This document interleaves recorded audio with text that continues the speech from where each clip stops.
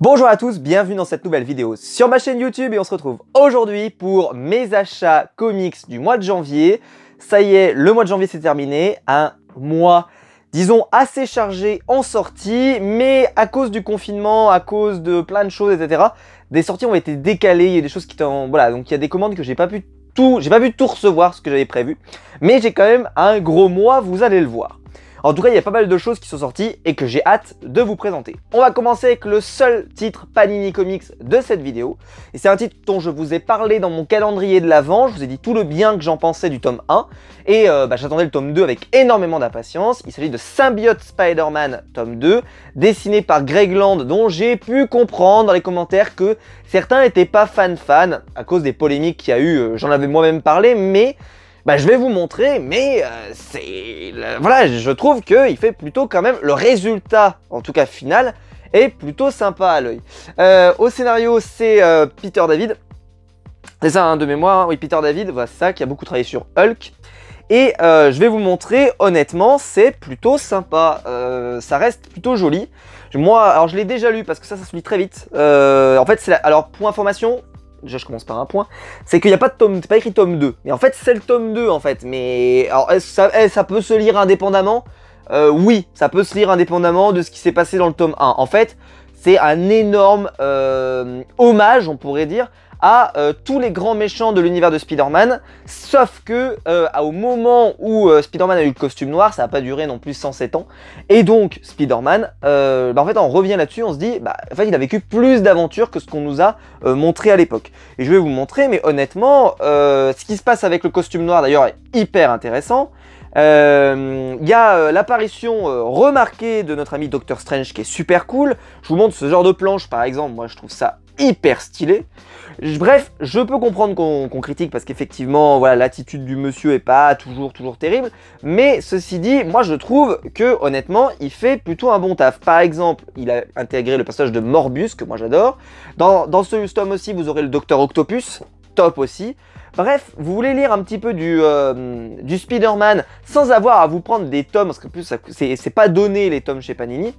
Là, j'ai envie de dire, avec cette collection-là des tomes de Greg Land, vous allez avoir tous les grands méchants de l'univers de Spider-Man. C'est pas une série qui va révolutionner, c'est une série qui peut avoir aucun impact, puisque ce qui s'est passé, c'est passé. J'ai l'impression d'être dans Lost. Mais voilà, ça peut pas avoir un impact terrible, c'est-à-dire que personne ne peut mourir, il peut pas se passer un truc grave. Mais honnêtement, c'est hyper sympa à lire. On passe un bon moment, c'est rythmé. Il y a de la baston, il y a de l'action, les personnages qui sont choisis, comme je vous l'ai dit, Doctor Strange, il est sympa. Le costume noir, moi je trouve ça sympa à regarder. Je maintiens ce que je vous ai dit à Noël, hein, c'est que vraiment, il y a des choses à raconter, et je vous montre, mais je ne vais peut-être pas vous montrer jusqu'à la fin, mais honnêtement, l'histoire se tient bien. Vous avez le super bouffon qui est dans l'histoire, enfin honnêtement, c'est très sympa. Donc, d'après la postface offerte par Panini, ce serait une trilogie, donc il y aurait un troisième tome qui arrivera un jour. Bon, c'est pas confirmé, mais en tout cas, il y aura un troisième tome. Est-ce que ça va aller plus loin qu'une trilogie? J'en sais rien. Mais en tout cas, ça ne se terminerait pas là, puisque quand vous regardez la fin, en fait, il n'y a pas une fin, quoi. Donc, il y a peut-être moyen qu'il y ait, même si l'histoire est résolue à la fin, mais on peut s'imaginer qu'il y aura une suite, et donc un tome 3, mais qui ne sera pas appelé tome 3, mais c'est pas grave, moi je vous dis que c'est un tome 3, mais honnêtement, voilà, c'est une seconde série, d'ailleurs je sais plus comment il l'appelle, voilà, Alien Reality, numéro 1 à 5, mais en fait c'est parce que c'est une nouvelle saga Spider-Man, mais voilà, en tout cas c'est vraiment super, moi j'ai passé un excellent moment, ça se lit bien, c'est accessible à tout lecteur, que vous ayez 50 ans de comics ou 3 jours, donc je vous le recommande, c'est plaisant. Moi honnêtement, pour ceux qui veulent lire un truc sympa, pas prise de tête, eh ben, lisez-le, vous allez être normalement satisfait. Alors ensuite on va passer chez Panini, non, on quitte Panini, ça y est, et on rentre chez Urban, parce que chez Urban, c'était la folie, messieurs. Alors, un truc, je ne peux pas vérifier, peut-être que certains vérifieront, je crois que c'est jamais arrivé. Un mois, dans lequel on a eu, pas une, mais 2 sorties de volumes reliés de Green Lantern. Ouais, c'est arrivé. Parce que Green Lantern, ça a toujours été le héros pas très populaire chez Urban. Ils avaient même essayé de lancer Green Lantern Saga, par exemple, qui était le kiosque.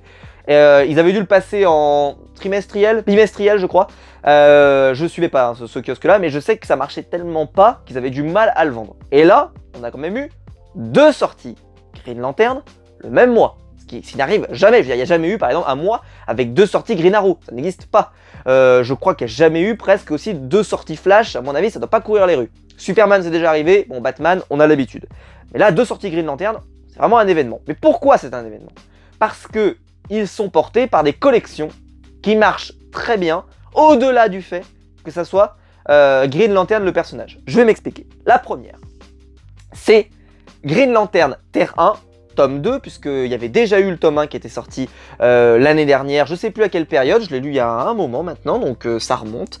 La collection Terre 1, c'est une collection qui vise à raconter, à re-raconter les origines des plus grands personnages, Batman, Superman, etc., etc., Wonder Woman plus récemment, et Green Lantern, sur une Terre parallèle, la Terre 1. Donc c'est pas exactement les origines, mais ça y ressemble, mais il y a quelques divergences.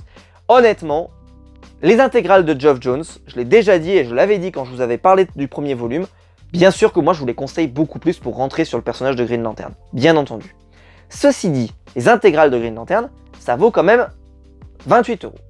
J'espère que je me trompe pas sur le prix. Ou 35. Non, on va dire 28. 28. C'est des gros pavés, mais est-ce que tout le monde peut mettre 28 €?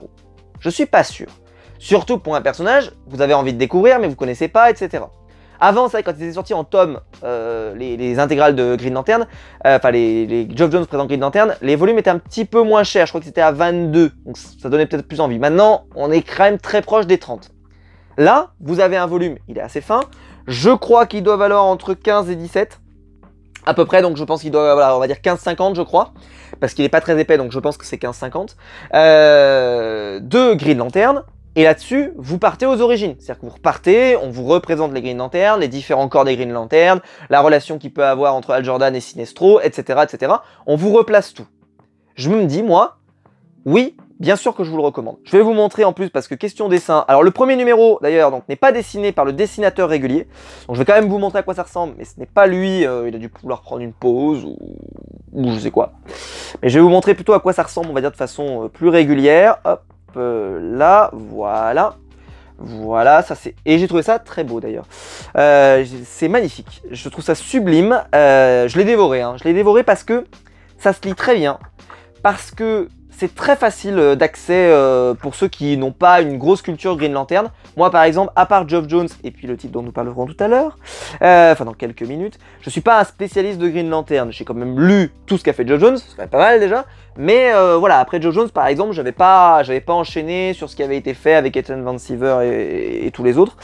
Moi, je trouve que c'est particulièrement bien dessiné, c'est très réussi. Là, bah voilà, hein, bien sûr, ça va beaucoup, ça va parler des Yellow Lantern, donc très très important dans l'univers des Green Lantern, hein, c'est très très très important. Il y a quelques surprises. Bon, pas énormément, mais il y en a quelques-unes. Après, c'est sûr que si vous avez lu les intégrales de Green Lantern de Geoff Johns, on peut peut-être par contre voir venir certains trucs, c'est peut-être le défaut, mais si vous les avez, cette collection est en fait pour les gens qui n'ont jamais lu de comics, tout va bien quoi. Et ça c'est super. La série sera complète en 3 tomes, donc en plus ça vous engage pas, vous dites pas oh, je vais devoir acheter 50 tomes, 3 et vous avez fini. Alors je sais pas d'où sort ça, enfin d'où cette information sort, j'espère qu'Urban ils sont sur 2. Et donc comme je le dis, c'est hyper bien dessiné, c'est très très cool, bref. Le Green Lantern Terre 1 tome 2, eh ben, c'est validé par moi, lisez-le, c'est super. Deuxième volume Green Lantern qui est sorti. Et on se dit, purée, 2 volumes Green Lantern, oui, mais là l'argument marketing, ce n'est pas que c'est Green Lantern, c'est que c'est monsieur Grant Morrison. Alors je l'ai pas encore lu lui, parce que lui en fait il faut vraiment que je me pose, et je suis en vacances la semaine prochaine, donc voilà, il va falloir que je me pose pour le lire, et vous verrez pour le prochain c'est pareil. Il faut vraiment que je me pose pour tout être bien sûr, parce que je vous avais dit d'ailleurs que sur les 2 premiers tomes, que Grant Morrison s'était un peu calmé. C'est-à-dire que c'était vachement plus accessible que du Grant Morrison, on va dire, d'habitude, où des fois, faut vraiment être bien réveillé, quoi. Là, ça va. Enfin, les 2 premiers tomes, en tout cas la première partie de son run sur Green Lantern, ça allait. Là, Je ne sais pas encore à quoi ça va ressembler, mais donc c'est Liam Sharp au dessin. Alors Liam Sharp, honnêtement, il est très fort, hein, on va pas se mentir.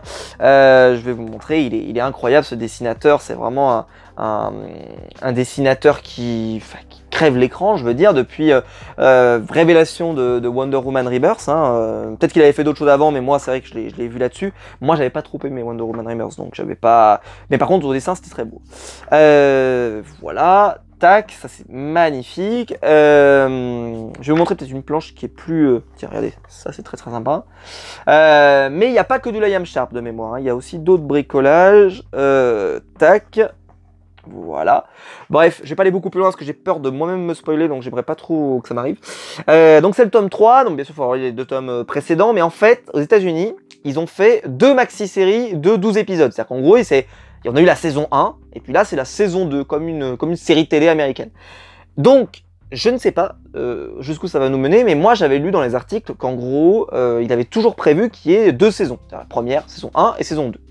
Et que ça s'arrête à la saison 2. Sauf que là, contrairement à ce que je vous dis tout à l'heure, à la fin d'Urban, mettent série en cours. C'est-à-dire qu'il y aura un tome 4, et d'après eux, il devrait y avoir un tome 5. Moi, j'avais cru comprendre qu'en gros, ça devait s'arrêter au tome 4. Donc, on verra bien s'il y a un tome 5. Je m'engage absolument à que dalle. Mais, est-ce qu'il y a un tome 5? Est-ce qu'il n'y a pas de tome 5?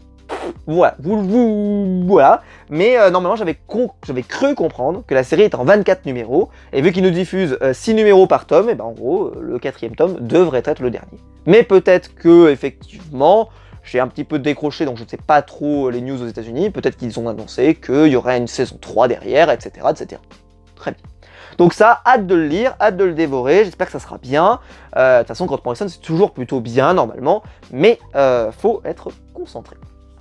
Et le dernier volume de cette vidéo, c'est Batman Death Metal, mais avec sa couverture variante, parce que j'ai trouvé cette couverture... disons-le, absolument folle dingue.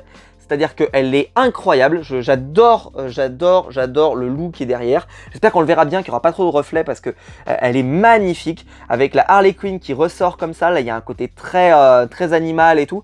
J'avais pris la classique pour le tome 1. Parce que j'avais pas plus aimé que ça la variante. C'était Wonder Woman en rouge, je sais pas trop quoi. C'était pas très joli, je trouvais. Alors que là, par contre... c'est vraiment super stylé, c'est vraiment super joli. Vraiment, il y a un effet, enfin, je trouve que elle est sublime. Alors que là, la couverture classique, c'est celle-là. Elle est très sympa aussi, mais voilà, il n'y a pas, enfin, je sais pas, j'ai pas été plus emballé que ça. Alors ça non plus, je ne l'ai pas lu, hein, comme ça on plante le décor tout de suite. Pourquoi? Parce que, la même raison que le Grant Morrison, c'est que Death Metal, l'univers métal au sens large, vous avez intérêt à être éveillé pour le lire. Donc, ce sera pendant mes vacances. Parce que, voilà, en ce moment, je suis un peu surchargé, donc je ne peux pas me poser avec une BD et pouvoir lire correctement. Donc, ça a l'air magnifique. Hein. Ça a l'air sublime. Je me dis, donc, Francis Manapoul, Peter J. Tomasi, qui sont dedans. Eddie Barrows, je vois derrière. Et peut-être du Greg Capullo. Donc honnêtement, en tout cas, ça a l'air stylé. Ça par exemple, qui c'est qui dessine? Eddie Barrows, très bien. Très cool. Ah bah super cool, là je suis tombé sur une magnifique planche.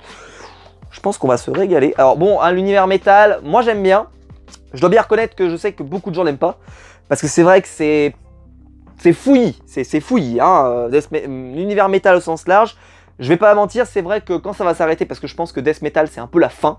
Et qu'après, il risque d'y avoir un relaunch aux États-Unis. En tout cas, je le souhaite parce que je pense qu'il faudra un relaunch.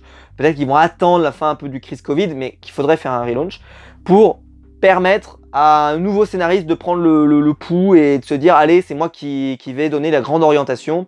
Geoff Johns, c'était pendant les New 52. Bah, Scott Snyder, il a dirigé DC Rebirth avec l'univers métal. Il serait bien que quelqu'un prenne la suite. Je fais les paris de me dire que ce sera Joshua Williamson parce qu'il a le vent en poupe, parce que son run sur Flash, c'est le plus long run de DC Rebirth.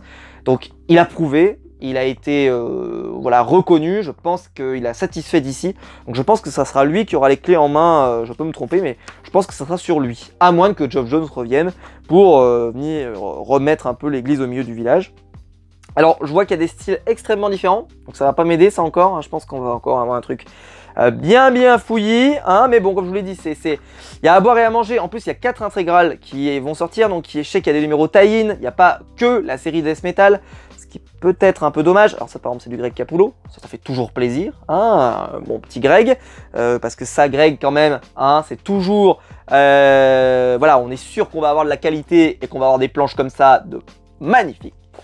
Et donc, j'ai hâte de le lire, j'ai hâte de savoir un peu où cette histoire va nous mener. Mais voilà, c'est vrai qu'ils mettent tous les tie-in. Est-ce qu'ils sont tous intéressants? Je suppose que non. Donc forcément, la lecture va risquer d'être un peu compliquée. Mais au sens large, l'événement Death Metal, je pense que je vais aimer, parce que j'ai bien aimé jusque-là. Donc en tout cas, j'espère, je croise les doigts. Mais magnifique couverture. Elle est limitée, je ne sais pas à combien d'exemplaires, parce qu'elle n'est pas en rupture ou quoi que ce soit, donc voilà, je ne fais pas de la spéculation dessus, hein, comme Monsieur Comics Place, qui ne s'appelle plus Comics Place d'ailleurs. Mais moi, voilà, je vous dis juste que moi j'ai pris celle-là parce que je la trouve jolie. Et voilà, tout simplement. Voilà, donc normalement la vidéo devrait s'arrêter là. Mais il s'est passé un incident. J'ai l'impression d'être dans Lost. 2 fois que je cite Lost dans cette vidéo. Pas mal. Il s'est passé un incident. Vous le savez peut-être. Peut-être. Ou alors je vous l'informe. La série Ultimate Spider-Man arrive en omnibus.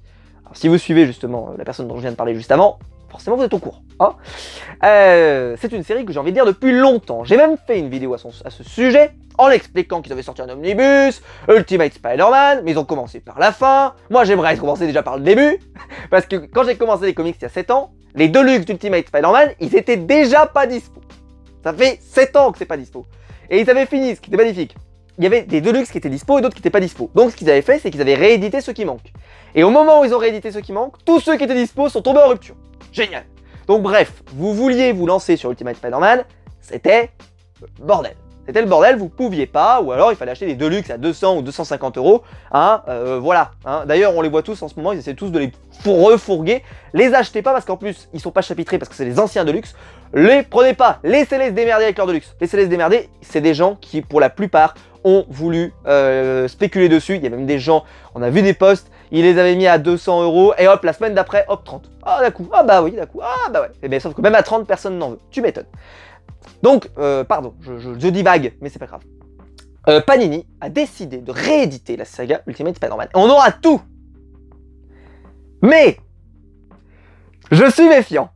Je ne me ferai pas avoir, Panini. Non, je ne me ferai pas avoir. Vous ne m'aurez pas comme ça. Pourquoi? Parce que ils ont dit, on va tout rééditer, ce qui manque, c'est-à-dire ce qui est sorti en Deluxe. Ils sont capables de ne pas rééditer le premier omnibus qu'ils avaient sorti, donc le dernier omnibus, d'accord? Donc, cas d'extrême urgence, j'ai acheté. Alors j'avais dit que je l'achèterais pas. Mais là, cas d'extrême urgence, j'ai acheté. Pour la modique somme de 60 € et j'ai eu le dernier sur le site parce que j'ai flâné pendant 1 heure sur internet pour le trouver, parce que il était en rupture partout. Mais j'ai eu de la chance, je l'ai trouvé au prix normal, aucune spéculation, magnifique, sublime, je l'ai reçu. 60 €, frais de port compris, nickel, génial. La mort d'Ultimate Spider-Man. Et j'étais le dernier à le commander parce qu'après il est tombé en rupture. Le miracle. Parce qu'il y a un autre site qui en avait et qui tombait en rupture. Enfin bref, j'ai galéré comme un chien pour l'avoir. Mais je l'ai. Et là vous avez donc tous les derniers épisodes de Ultimate Spider-Man qui mènent à la mort d'Ultimate Spider-Man. Alors moi je l'avais acheté dans la collection Hachette, je vais m'en séparer, je vais le revendre, je vais aller à Easy Cash ou Gilbert Joseph ou je sais quoi, et puis j'irai le refourguer, je m'en fiche. Parce que je vais tous me les faire en omnibus, moi. Je vais tous me les faire. Les 4 volumes, plus celui-là. J'espère qu'ils le rééditeront, et qu'ils le rééditeront limite avec un tome 5, on s'en fiche. Moi je l'aurai déjà, on s'en fout, d'accord? Mais moi je pense même pas qu'ils le rééditeront en tome 5, parce que c'est plus malin de le rééditer sans numéro, parce que comme ça veut dire que vous pouvez commencer par là. Alors que si vous rééditez en tome 5, il y a plein de gens qui vont dire, purée c'est un tome 5, bah je veux dire qu'il faut que j'achète les 4 premiers. Alors que là, en marketing, quand vous vendez ça, ça veut dire que c'est un volume unique, il n'y a pas de numéro, il n'y a rien d'autre. Je ne vais pas le lire, pour être honnête, parce que je vais attendre d'avoir tout. C'est-à-dire que je vais tout me faire. Le premier, le deuxième, le troisième, le quatrième, et ce sera le 5e. Donc je vais attendre qu'il ressorte tout, et à la fin je pourrai le lire. Donc voilà, c'est pour vous dire que je l'ai acheté de façon préventive, hein, parce que je vous vois venir, les spéculateurs familiaux. Panini, un jour ça va lui prendre, ils vont dire non mais au final je l'ai édité, je veux pas le rééditer cette affaire.